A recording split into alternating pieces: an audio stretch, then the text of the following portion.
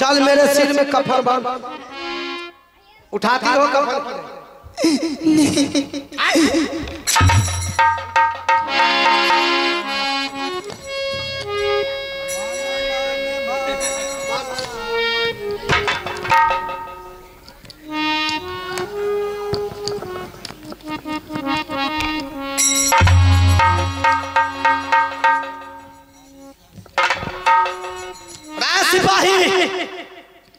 बोलिए महाराज। अच्छा बहादुर, आप मैं चलता हूँ यहाँ से। लेकिन महाराज आप तो जाइएगा दर का घर, लेकिन महारानी कैसे रहेगी? इसका भी उपाय मैं बता के जा रहा हूँ। मेरे जाने की बात ये अपने अंगना में एक तुलसी का चौरा लगाएगा। अच्छा महाराज। और तुलसी के चौरे में एक तुलसी का पौधा लगाएगा। ये ठीक है महाराज। एक लोटा शाम एक लोटा सुबह उसमें जल डालना है इसको। ठीक है महाराज। जब तक तुलसी हरा रहा बहादुर, समझ ले रुदल सिंह रण में तब तक खड़ा रहेगा। और जिस दिन तुलसी मौला गया, समझ ले उस दिन रुदल सिंह मर चुका है। सुन लिए ना? या माँ दुर्गा केवल तेरा भरोसा, अतसा की जनु रही हो देवी, आगे जंगी रुदल सिंह पर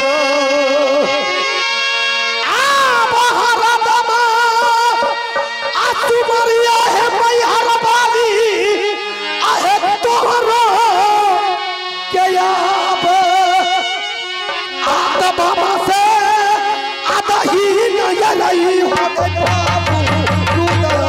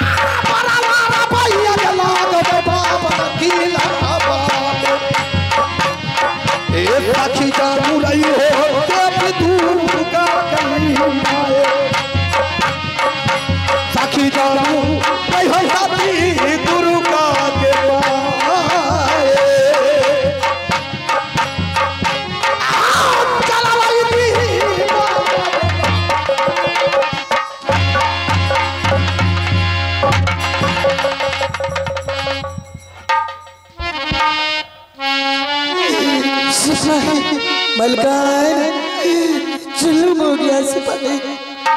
अनका बेटी की खाती अपना पति देव के बात के मुंह में धकेल दिलो। सही कहते तुम, लेकिन सिपाही अब क्या होगा सिपाही? जुल्म हो गया सिपाही। मलिकाइन अखनियो मालिक के घुरवे के एगो उपाय। उपाय? हाँ बोलो कैसा उपाय है? मालिक मैं से बेसी माने छे अपना भाभी के। ये बात तो सही है। आहा चल जाइयो रानी सोना लो आ कह देबै जे यहाँ के देवर है दलका गौर भागल जाइयो। वो भाभी के बात सुन के वो जरूर घूरे। तुम सही कह रहे हो। मैं इसी बात बड़ी दीदी पास जाता हूँ।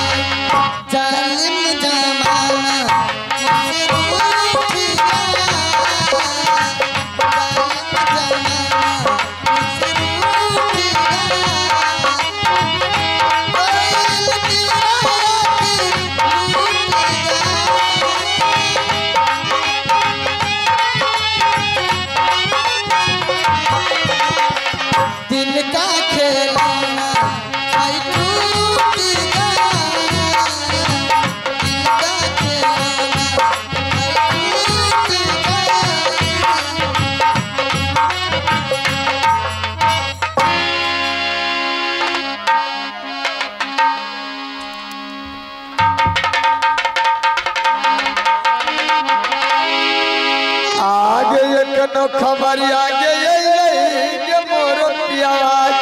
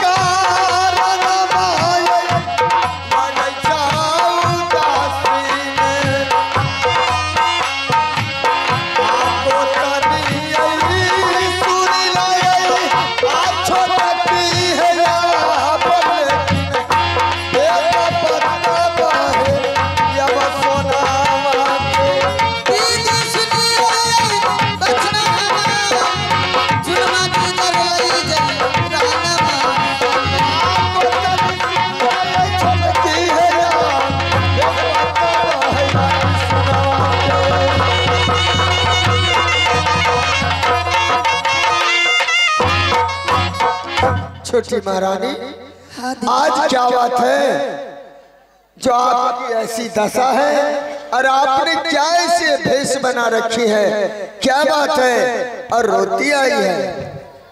दीदी ऐसी दशा मुझे देख रहे हैं, ऐसी दशा मेरा पतिदेव किया है। क्या देवर जी तुम्हारे साथ ऐसा किया? मगर क्यों किया? क्या बात है? एक रोज की बात है, बेटी कंचन रोते रोते मेरी महल आई, बहुत रो रही थी। मैंने पूछा बेटी तुम क्यों रो रही हो? उन्होंने कहा चाची मुझे 3 सामान चाहिए। मैंने पूछा कौन सा 3 सामान? और कहने लगी चाची मुझे चंदन चरखा, कड़क हिलोरा, मरुअन बाजा चाहिए। मैंने बेटी को बहुत बहाना किया लेकिन बेटी नहीं मानी, महल में फसरी लगा रही थी। मैंने सोचा अगर आज बेटी कंचन मर जाएगी, 2 गोतनी में एक बेटी है, अगर मर जाएगी तो गांव समाज के लोग हंसेगा गुस्सेगा, कहेगा कि क्यों उसको बेटी मर गई। मैंने बेटी कंचन को हाँ कहकर महल को भेजवा दिए। मैंने पतिदेव को बुलाकर सत करवाकर और मैंने ये तीनों सामान मांग चुकी। और दीदी आपको पति देवर जी दलका कर जा रहा है। महारानी ऐसी है, तुम जानती थी जो कंचन मेरी बेटी है। मैंने कंचन को कितनी बार मैंने समझाया, तुमसे पहले मेरे पास आई थी और तुमसे ज्यादा मेरे पास रो रही थी, लेकिन मैं तो चंदन चरखा मरुअन बाजा कर खिलौना के लिए किसी के पास नहीं गई। लेकिन तुमने देवर जी को कह करके तुमने ऐसे अनर्थ कर दिया जो राजमापा को विनाश कर दिया। लेकिन दीदी मुझे पता नहीं था ये तीनों सामान दलका क्या जरूरी था तुम्हें? तुम जानती है ये चंदन चरखा मरुअन बाजा कर खिलौना कहाँ है? मैं भी नहीं जानती हूँ जिस चीज के बारे में तू कह रही है और कंचन कह रहा है। तुम ऐसा करो, तुमने मेरा बोलती ही बंद कर दिया। मैं क्या करूं? मैं कुछ समझ में नहीं आ रहा है। लेकिन दीदी मैं देवर जी है कहाँ? दीदी दलका कर जा रहा है। लेकिन सुनो, जब देवर जी को तुमने राजमापा से निकाल दिया और जब देवर जी राजमापा छोड़ करके दलकागढ़ चला गया तो तू भी राजमापा में सुन लो कान खोल के। जब तक देवर जी नहीं आएगा तब तक तुम एक नौकरानी की तरीका राजमापा में रहोगी। ठीक है दीदी। रोज तुम्हें घोड़ा की घास काटना पड़ेगा। ठीक है। रोज तुम्हें घर के काम करना पड़ेगा, घर के चूल्हा बर्तन सारे तुमको करना पड़ेगा। ठीक है दीदी, आप पहले जाइए घुराने के लिए। अगर मेरा पतिदेव नहीं घूरेगा तो आप जैसे कहेंगे वैसे मैं करूंगी। हाँ, घर से भगा दिया, मेरा पति नहीं मानेगा। नहीं मानेगा तो मैं क्या करूंगी? तू यहाँ क्या कर? पानी चूल्हू पर पानी डूब के मर जाना चाहिए। अरे मेरा बेटी, मैं जब अपने बच्चे को कुछ नहीं कर सका तो तुम्हें क्या जरूरी था मेरे देवर को दलदल कर जाने के लिए, भेजने के लिए? लेकिन दीदी मुझसे गलती हो गया। मैं जा रही हूँ। अगर मेरा देवर जी मेरा बात मान गया तो ठीक है, और नहीं तो सोच लेना और तेरे साथ दुर्दशा ज्यादा होगा। ठीक है दीदी जाइए।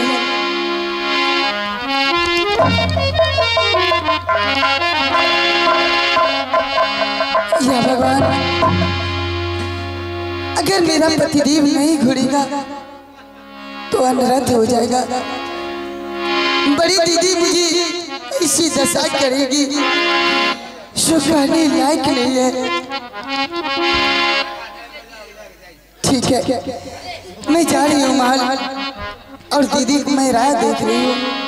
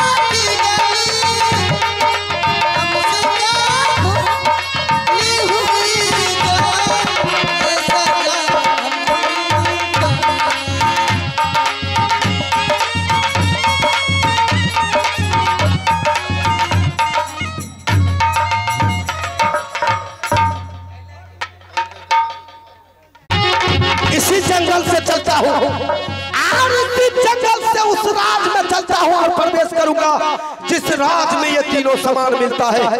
अतर बर लपतिया आयो मस्तर जी आयो रूदल सिंह धरया भोला सिंह जी अब सुन लियो आयो धर्म के बात आ चला लाई दीवाना होगा तू भैया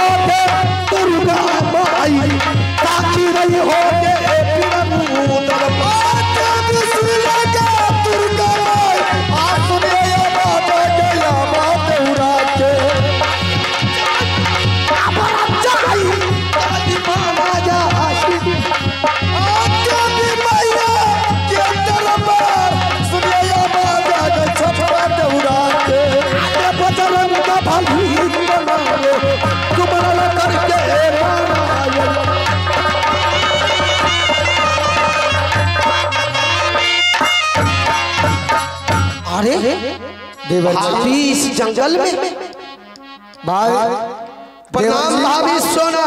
खुश रहो देवर जी। भाभी सोना आप इस घने घोर जंगल में क्या बात है भाभी सोना? और आप इतने सज धज के क्या बात है देवर जी? आपको तो मालूम है कि जंगी रुदल सिंह को जंगल शिकार किए हुए एक पल भी बर्दाश्त नहीं होता, इसीलिए मैं जंगल की ओर जा रहा हूँ भाभी सोना शिकार करने के। आपको भी मालूम है जो आपके देखे बगैर आपके भाभी एक पल नहीं रह सकती है। आप कहाँ जा रहे हैं? मैं यूं ही जंगल में शिकार करने जा रहा हूँ भाभी सोना। झूठ मत बोलिए, मैं आपको भाभी हूँ, आप मुझसे झूठ मत बोलिए। झूठ से बढ़ के पाप कुछ नहीं होता है। या माँ दुर्गा, अगर मैं भाभी को झूठ बोलता हूँ तो मुझसे बड़ा पापी कोई नहीं। भाभी सोना। हाँ देवर जी। बहुत जुलूम हो गया भाभी सोना। क्या हुआ? भाभी सोना सती फूला ने मुझसे सच करवाया है और कहा है कि चंदन चरखा मरवन बाजार कटकी लोरा मुझे चाहिए, तो मैं भी उससे 3 पर्व करवाया था।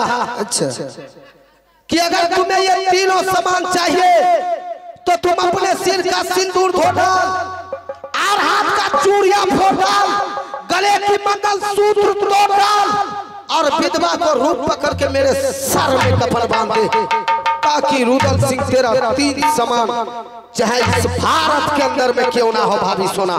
क्या जरूरी है? क्या जरूरी है? नहीं चाहिए चंदन चरखा मरवन बाजा नहीं चाहिए। आप अपने राज में रहिए और पति पत्नी में 100 शर्त होता है। नहीं, सत्य कोई मजाक नहीं होता भाभी सोना, और जो इंसान एक बार सत्य के औरे में पड़ जाए उस इंसान को सत्य पूरा करना पड़ता है भाभी सोना। आपको सत्य के लगे हुए हैं, लेकिन आप ये बात कभी सोचे हैं जो राज महब्बे की इज्जत की क्या होगी? अरे हर देश में आपको झगड़ा है, हर देश के राजा सोचता है जो कब राज महब्बा खाली हो जाए, रुदल सिंह राज महब्बा छोड़ के जो मैं राज महब्बा पर आक्रमण कर सकूं। भाभी सोना, चाहे राज महब्बा में आग क्यों न लग जाए, चाहे राज महब्बा विनाश क्यों न हो जाए, लेकिन मैं अपने सत्य को झुकने नहीं दूंगा। सर कट सकता है लेकिन सर झुक नहीं सकता। इसीलिए सुन लो भाभी सोना, आज मैं ये 3 सामान भारत के अंदर में कहीं तो होगा, अवश्य मैं लाऊंगा ये 3।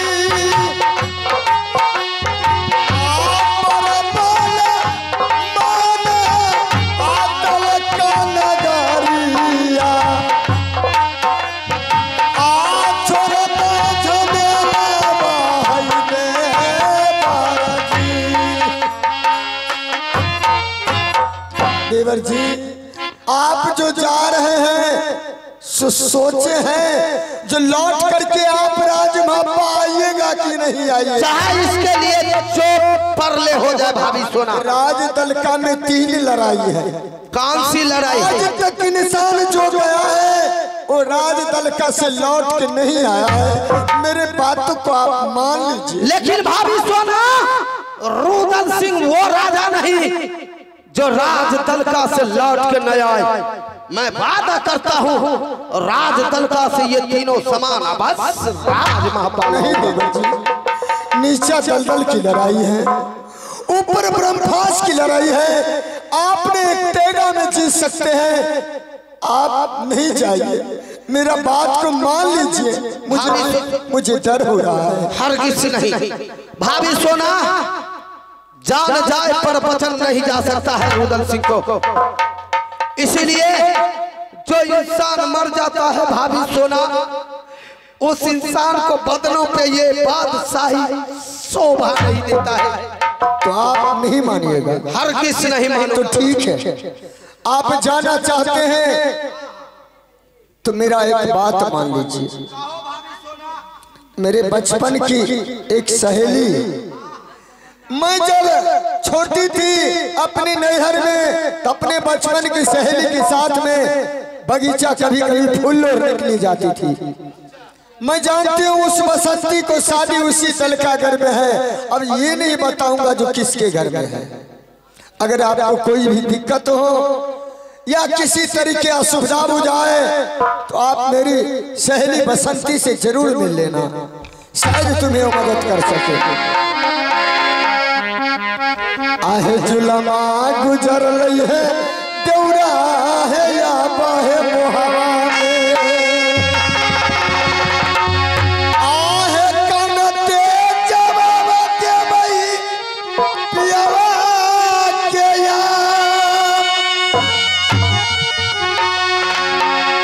आहे कनते आ जवाब है दे भैया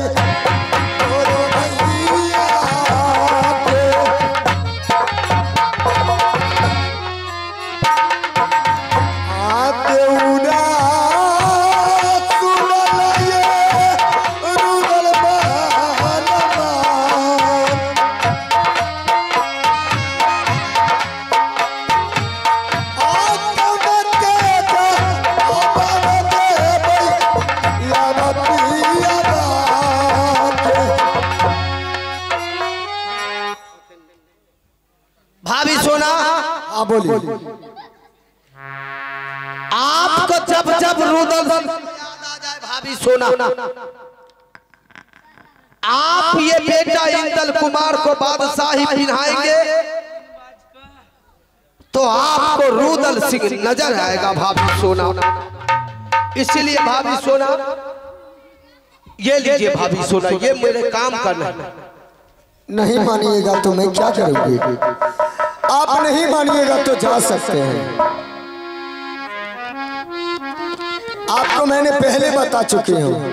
ठीक है भाभी सोना, आप जैसा बताया है मैं वैसा ही करूंगा, लेकिन आप मेरा रास्ता छोड़ दीजिए भाभी सोना। जा सकते हैं। मास्टर साहब, केवल मां देवी दुर्गे की आसरा है और साथ ही मां मैहर वाली रहेगी। चलता हूं मैं यहाँ से राजदल का। आप तो चला रही दीवाना रे भोला सिंह यार।